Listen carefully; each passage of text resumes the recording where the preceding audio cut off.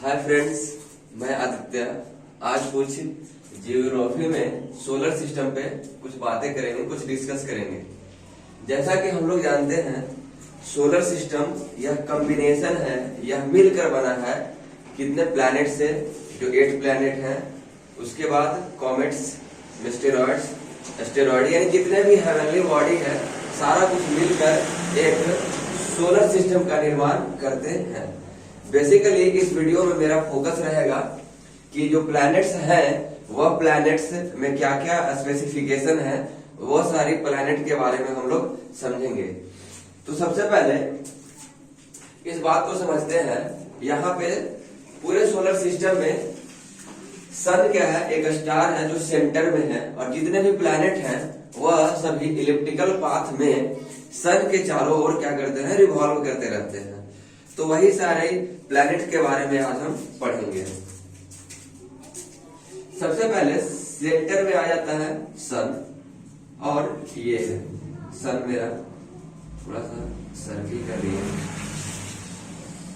और इसके बाद सबसे पहले आ जाता है मरकरी, जिसको बुध कहते हैं।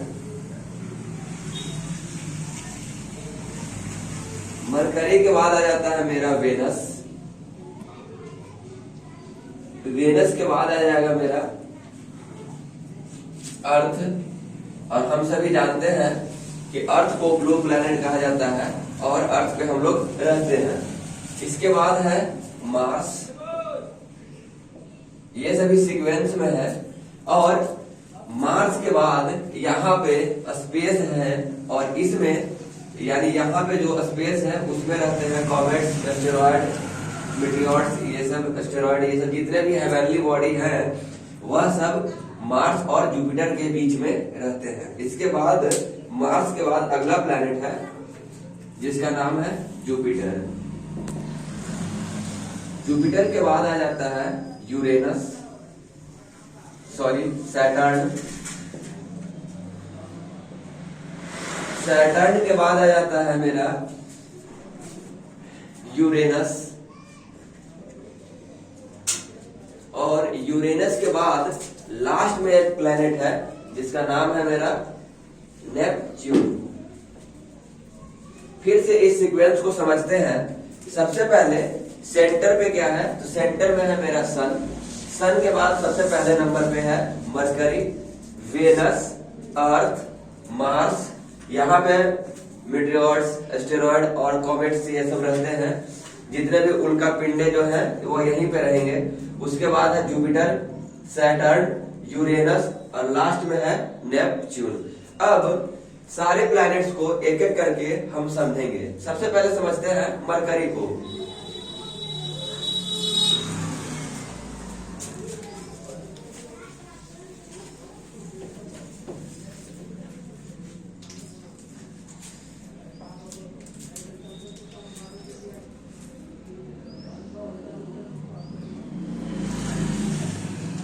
तो मरकरी, इसी को हम लोग बुध भी कहते हैं। जैसा कि हम लोग जानते हैं कि सन के बाद सबसे पहला नंबर पे जो प्लैनेट्स है उसका नाम है मरकरी।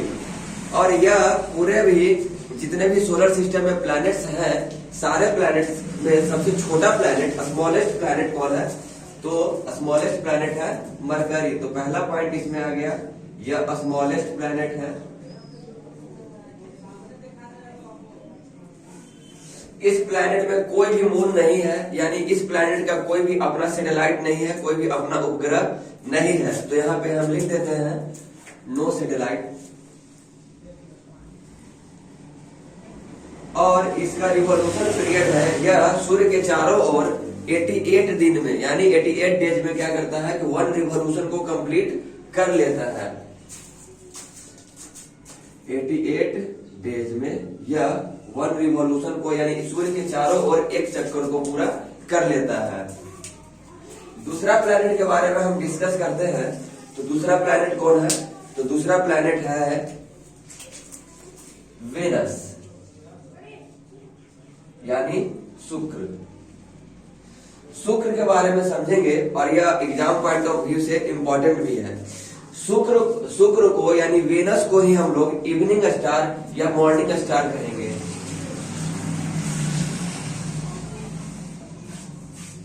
इवनिंग स्टार या मॉर्निंग स्टार कहेंगे। दूसरा पॉइंट ये है, पूरे भी सोलर सिस्टम में जितने भी प्लैनेट हैं, सारा प्लैनेट में सबसे ज्यादा यानी मोस्ट हॉटेस्ट प्लैनेट कौन है? तो ये है वेनस। समझेंगे ये हॉटेस्ट प्लैनेट क्यों है।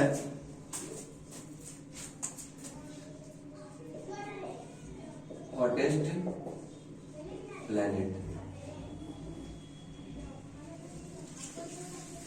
देखिए यह वेनस है और वेनस में क्या होता है कि एक कार्बन डाइऑक्साइड का थिक लेयर चढ़ा हुआ है वेनस के चारों ऊपर। यदि वेनस में हम देखेंगे तो वेनस के यानी वेनस प्लैनेट में कार्बन डाइऑक्साइड का एक थिक लेयर चढ़ा हुआ है, जिससे सूर्य के प्रकाश को उसमें पेनेट्रेट करती है, उसमें जाती है, लेकिन उसी में ट्रैप्ड होके रह जाती है, बाहर स्केप नहीं कर पाती है। जब स्केप नहीं कर पाती है तो वही चीज ऐसे होते होते होते इस प्रोसेस से हम लोग ये वेनस जो है काफी गर्म हो गया है। और वेनस प्लैनेट क्या है, ये जितने भी प्लैनेट है सारा में सबसे हॉटेस्ट प्लैनेट है इसी के वजह से। इस बात इसमें एक और इम्पोर्टेंट बात है कि जितने भी प्लैनेट हैं एक्सेप्ट वेनस और यूरेनस, ये दोनों को छोड़कर जितने भी प्लैनेट हैं वह वेस्ट से ईस्ट डायरेक्शन में रिवॉल्व करते हैं, घूमते हैं। लेकिन यह वेनस और यूरेनस ये प्लैनेट ईस्ट से वेस्ट डायरेक्शन में रिवॉल्व करते हैं, मतलब opposite to the direction of earth, earth के डायरेक्शन के जस्ट अपोजिट डायरेक्शन में इसका रिवॉल्यूशन है ईस्ट से ईस्ट टू वेस्ट। इतने बात है इसमें वेनस में। नेक्स्ट प्लैनेट है मेरा, हम लोग पढ़ेंगे अर्थ। अर्थ को थोड़ा सा डिटेल में पढ़ेंगे क्योंकि हम लोग अर्थ पे रहते हैं। तो सबसे पहला ये है कि अर्थ को एक रिवॉल्यूशन को कंप्लीट करने में कितना दिन लगता है? तो 365 दिन लगता है, 365 डेज। और अर्थ को रिवॉल्व सूर्य के चारों ओर जब यह रिवॉल्व करती है तो रिवॉल्व करने से सीजन चेंज होता है। रिवॉल्व करने से क्या होता है? रिवॉल्व करने से सीजन चेंज होता है। और अपने एक्सिस पे रोटेट करने से क्या होता है? दिन और रात होता है। तो रोटेशन की वजह से क्या होता है? रोटेशन की वजह से डे और नाइट होते हैं। इस पॉइंट को क्लियर करेंगे फिर से। सूर्य के चारों ओर जब पृथ्वी घूमती है तो उसको घूमने से सीजन चेंज होता है, उसके चारों तरफ रिवॉल्व करने से सीजन चेंज होता है।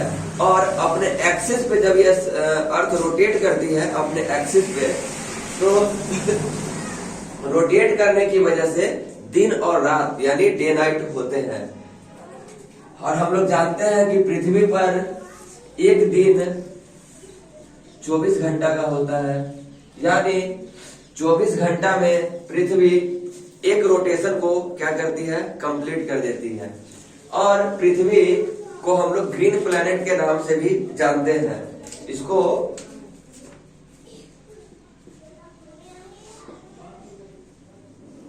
ग्रीन प्लैनेट भी कहते हैं। दूसरा बात यह है कि अर्थ का एक सैटेलाइट है जिसका नाम है मून, यानी इसका मून ही नाम है। इसका एक सैटेलाइट है जिसका नाम क्या है? जिसका नाम है मून। उसके बाद नेक्स्ट प्लैनेट आता है मेरा मार्स।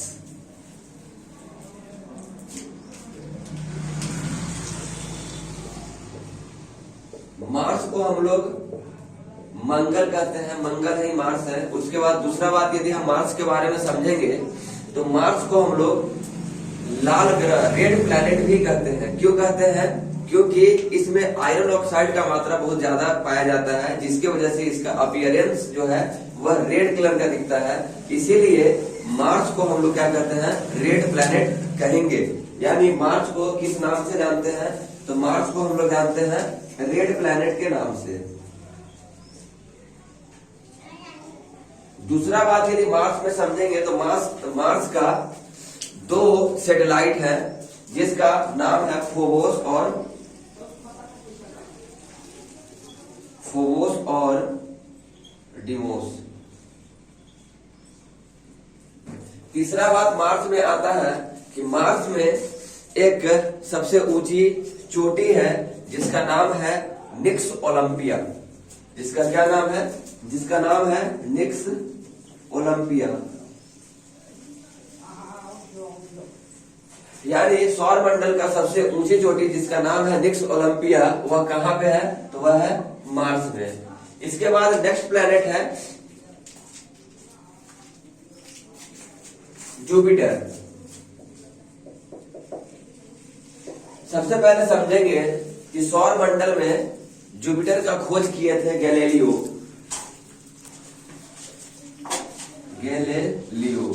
यही खोजे थे जुपिटर को, और हम लोग समझेंगे कि इसको जाइंट प्लैनेट भी कहा जाता है, क्योंकि यह पूरे सौर मंडल में सबसे बड़ा प्लैनेट है। इसको क्या कहते हैं, जाइंट प्लैनेट भी कहते हैं। दूसरा इसका अदर नाम क्या है, गैस जाइंट भी कहते हैं।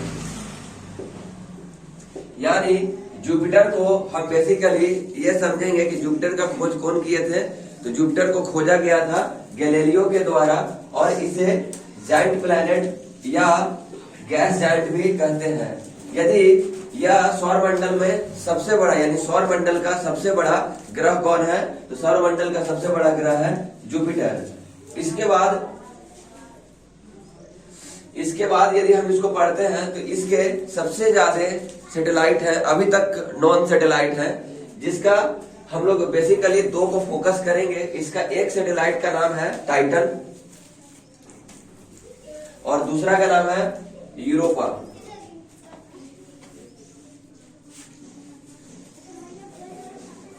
एक सैटेलाइट का नाम है यूरोपा और दूसरा का नाम है गैनीमेड।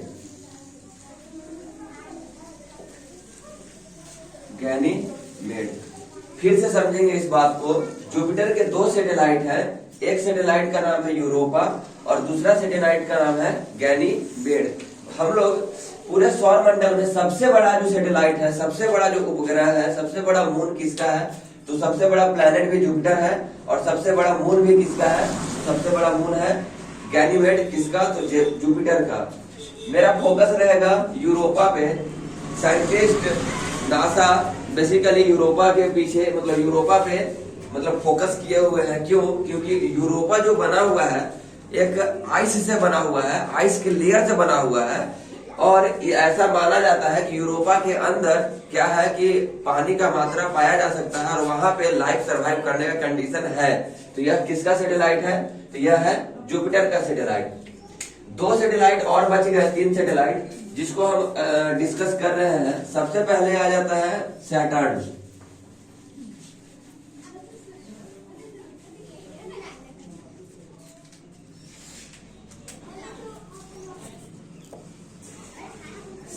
शनि। यदि शनि को समझेंगे तो यही पूरे प्लैनेट में एक ये ऐसा सैटेलाइट है जिसके चारों ओर क्या पाया जाता है, रिंग पाया जाता है, वलय पाया जाता है। सपोज कीजिए यह शनि है और शनि के चारों ओर इस प्रकार से एक रिंग पाया जाता है। तो यह रिंग का खोज जो किया गया था, यह किए थे गैलीलियो किए थे। यानी जुपिटर का भी खोज कौन किए थे, गैलीलियो। और दूसरा शनि के चारों ओर जो रिंग है, रिंग का खोज कौन किए थे, ये डिस्कवर्ड बाय गैलीलियो। हम बात करेंगे सैटर्न। तो सैटर्न के चारों ओर वलय है और इसका एक सबसे बड़ा सैटेलाइट का नाम है टाइटन। शनि में इतना ही है। उसके बाद हम लोग चलते हैं यूरेनस पे।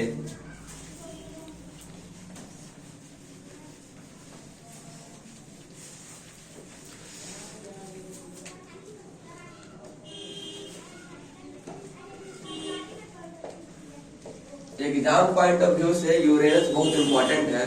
इसमें पहला क्वेश्चन ये निकलेगा कि लेटा हुआ ग्रह किसे कहते हैं। तो यूरेनस अपने एक्सिस पे 98 डिग्री सन की तरफ झुकी हुई है, इसीलिए यूरेनस को हम लोग लेटा हुआ ग्रह भी कहते हैं। क्या है कि यह 98 डिग्री टुवर्ड्स द सन, यह क्या है, इंक्लाइंड है, इसीलिए इसे हम लोग क्या कहते हैं, लेटा हुआ ग्रह, लोबी-साइडेड प्लैनेट।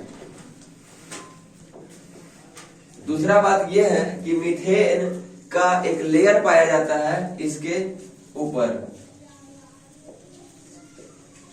मीथेन का लेयर, मीथेन गैस से भरा हुआ है यूरेनस। तीसरा बात यह है, जिस तरह से वेनस अर्थ के रोटेशन के अपोजिट डायरेक्शन में रोटेट करती है, रिवॉल्व करती है, उसी प्रकार से यूरेनस का भी रिवॉल्व करने का डायरेक्शन क्या है, तो यूरेनस का भी रिवॉल्व करने का डायरेक्शन है ईस्ट टू वेस्ट। मेरा लास्ट प्लैनेट है, बच गया है नेपच्यून। नेपच्यून जो है सबसे कोल्ड प्लैनेट है, क्योंकि यह सबसे अंतिम में है, यानी हम सीक्वेंस में इससे पहले देखे थे, सबसे पहले मरकरी, उसके बाद वेनस, अर्थ, मार्स, जुपिटर, सैटर्न, यूरेनस और लास्ट में आ गया नेपच्यून। यानी पूरे सौरमंडल में सबसे अंतिम में जो ग्रह है वो है क्या, नेपच्यून, और यह सबसे कोल्ड प्लैनेट है। Thank you. इस वीडियो में इतना ही रखते हैं, इसके बाद मिलेंगे फिर से अगला वीडियो में। यदि आपको मेरा चैनल पसंद आया है तो लाइक करें, सब्सक्राइब करें और शेयर करें।